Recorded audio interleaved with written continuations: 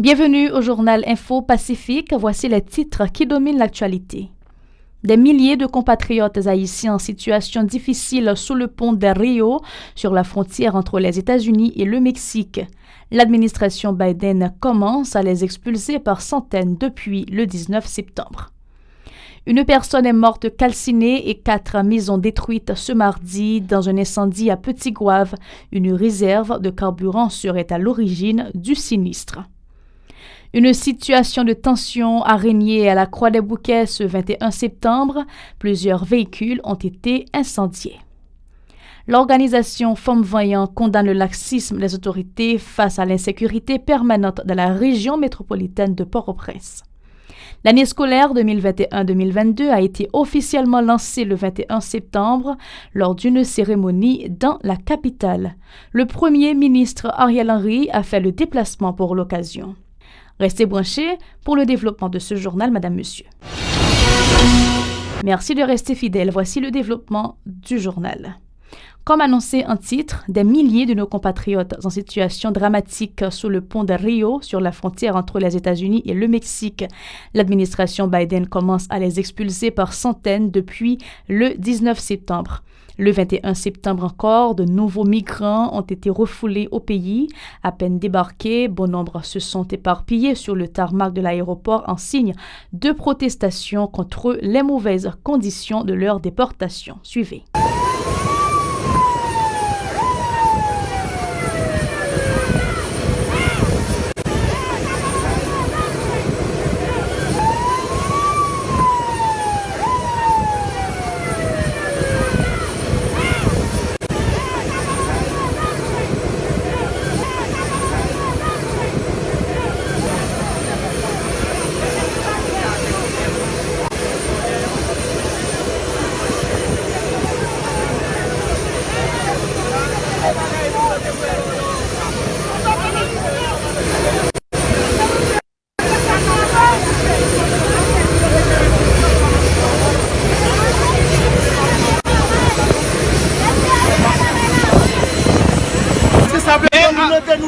Achène nous venir l'avion.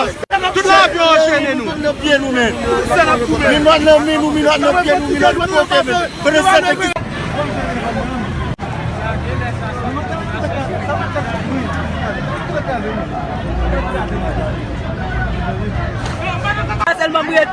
Nous sommes bossés. Yo pas nous côté pour nous. Yo pas nous côté pour nous. Mais si nous t'avons besoin de pas boire là, qui 4 jours sans rien. Nous pas beaucoup de temps quoi. Voler prendre, voler faire déjà souffrir. Mais 8 jours barragé. Mais 3 jours sans manger barragé. Mais 3 jours barragé. Nous pas même goumer même parce que nous connaissons depuis nous goumer à quoi nous aller. Yo fait 4 prisons avec nous.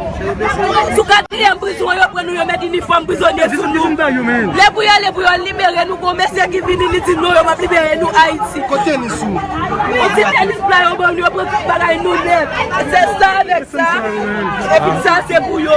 Yo pas nous autorisation pour gagner sous nous. C'est peut-être ça pour moi. Yo même qui quitter pour nous. Passeport nous Une personne est morte calcinée et 4 maisons détruites ce mardi dans un incendie à Petit-Goâve.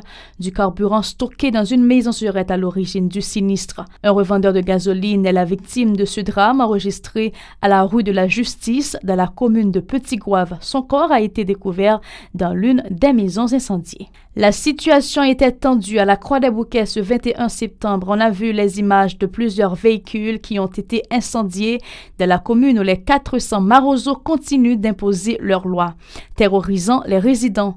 Les agents de l'ordre sont toujours impuissants dans leur tentative pour les mettre hors d'état de nuire. Il faut indiquer que l'après-midi du 20 septembre, le crépitement des armes avait provoqué une vive panique au centre-ville de Port-au-Prince. Des tirs sporadiques qui provenaient notamment du bicentenaire avaient créé une situation de tension au Champ de Mars et dans d'autres endroits du centre-ville, ce qui avait terrorisé les gens et affecté la circulation automobile ainsi que d'autres activités dans les parages. Autre information, l'organisation Femmes Vaillant condamne l'insécurité permanente, notamment dans la région métropolitaine de Port-au-Prince. Lors d'une conférence de presse mardi, la secrétaire exécutive de cette structure, Francia Félix, estime que le laxisme des autorités encourage les bandes armées qui continuent d'endeuiller les familles haïtiennes. Elle exhorte l'équipe au pouvoir à prendre des dispositions pour instaurer un environnement sécuritaire dans le pays, ajoutant que les citoyens ne peuvent plus vaquer à leurs occupations quotidiennes en raison de la multiplication des actes de violence par les gangs armés. Écoutons ces déclarations recueillies par Gisèle Jacob et de Mackerson Mexil. On a parlé d'insécurité, nous sommes capables de prendre cas récemment, quoi des bouquets. Côté que nous, que bandits, plus de loi dans le pays que propre autorité, soi-disant nous gagnons. Parce que dernièrement là, nous voyons quoi des bouquets levés blanches, parce que mettre 100 jours, dit que personne ne doit prendre la rue. Donc, nous avons dénoncé ça. Nous ne pouvons pas dans le pays pour personne ne peut circuler, surtout dans la période de l'école. Il faut que tu marches dans la rue pour faire activité, pour être capable de joindre moyens pour envoyer les petits à l'école. Nous avons dénoncé ça et nous avons demandé aux autorités, soit disant si vous avez des filles toujours pour prendre responsabilité, pour être capable de couper les bandits, pour capable la population limite dans le propre territoire, dans le propre pays. Ce n'est pas logique pour que les bandits aient choisi qui est pour circuler, qui est pour circuler. Pendant que nous connaissons que les Haïtiens, coutume la nous chaque jour pour chercher pain quotidien. Par ailleurs, la militante féministe a exprimé son désaccord avec l'accord de septembre paraphé par des dirigeants politiques de la place et le premier ministre Ariel Henry.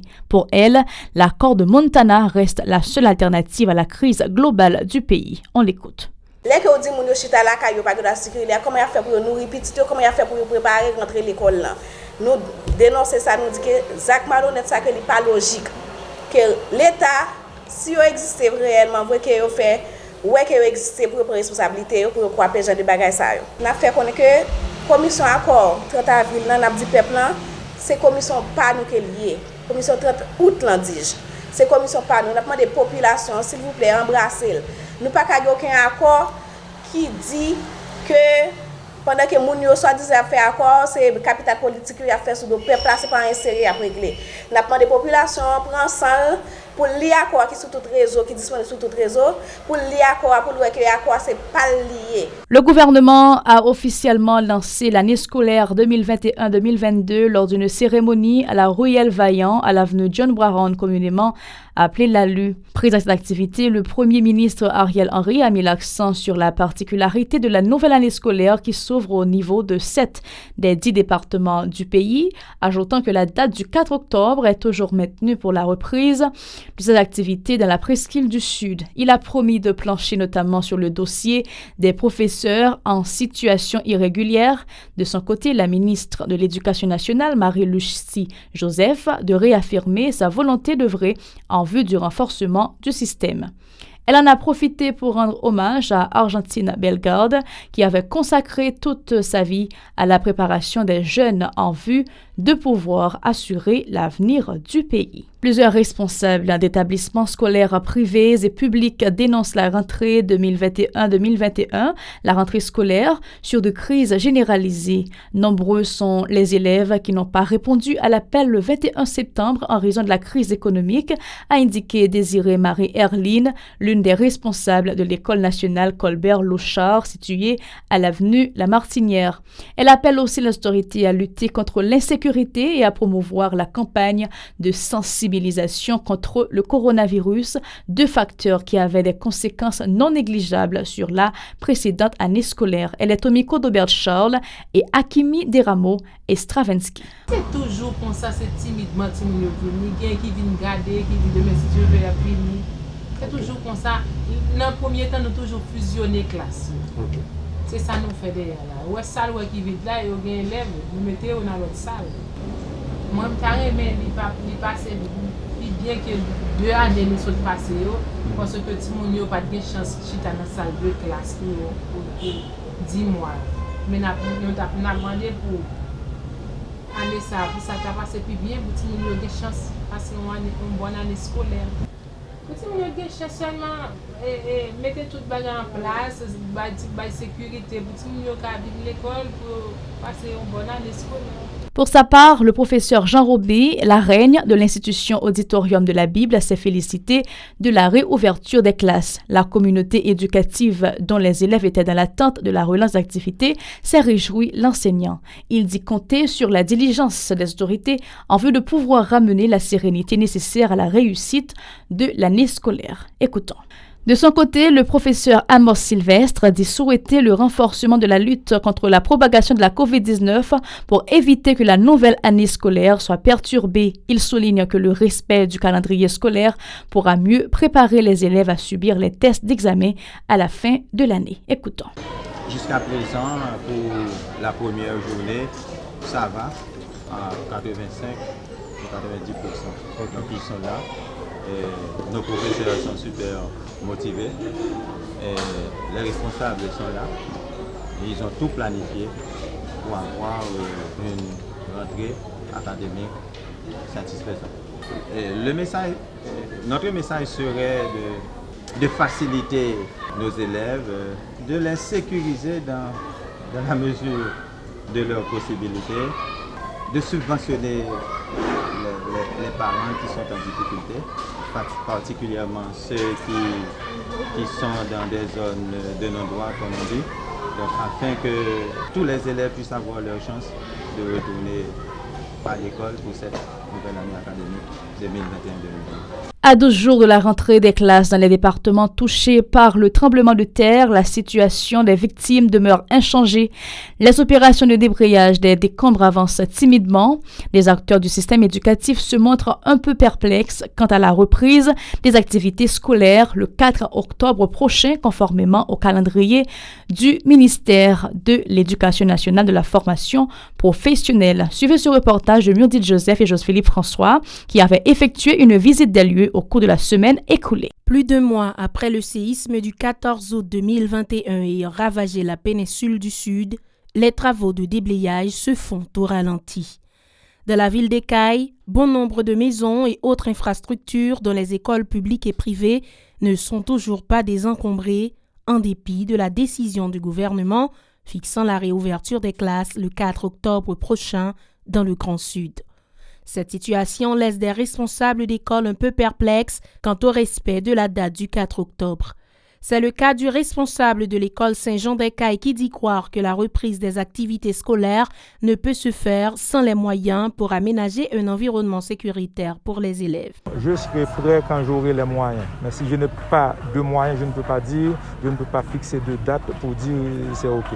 Pourtant, jusqu'ici, dit-il, l'administration de l'école n'a reçu aucune promesse d'accompagnement, sinon l'UNICEF qui leur a promis 10 hangars sur les 20 qui seront nécessaires à cette école qui dispose d'un effectif de 1209 élèves répartis dans une trentaine de salles de classe. Il n'y a pas vraiment de promesses, sauf pour le responsable de l'UNICEF qui m'a promis qu'il va me donner 10 hangars pour me permettre de commencer l'année, mais il reste beaucoup à faire. J'en ai besoin 20. À l'école Saint-Jean, 10 classes ont été totalement détruites, alors que les autres endommagées auront besoin de réparation, selon les propos du responsable. Nous avions 10 salles de classe détruites, mais il y a 9 endommagées qu'il faut renforcer et réparer. Dans la ville d'Écailles, les fruits semblent ne pas tenir la promesse des fleurs. Les aides promises et les élans de solidarité manifestés au lendemain du séisme tardent encore à se matérialiser sur le terrain.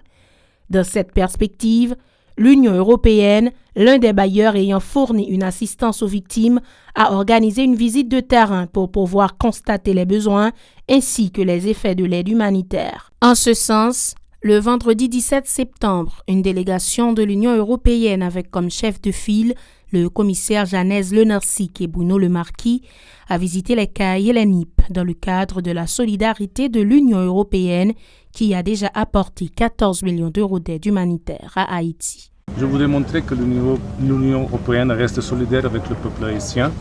C'est pourquoi je me suis rendu à Haïti. J'ai visité les régions qui ont été touchées par le séisme récent.